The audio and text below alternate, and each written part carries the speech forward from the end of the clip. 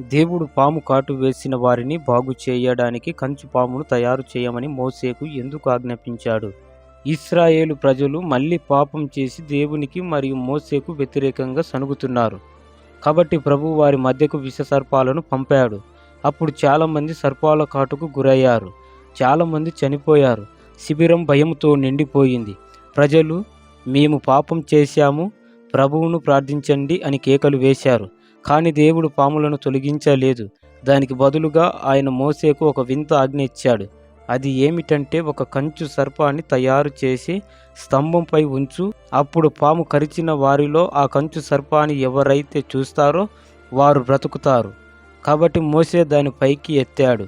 ఆ కంచు సర్పాన్ని చూసిన ప్రతి ఒక్కరూ స్వస్థత పొందారు. వారిని రక్షించింది కంచు సర్పం కాదు, దేవుని వాక్యంపై వారికి ఉన్న విశ్వాసం.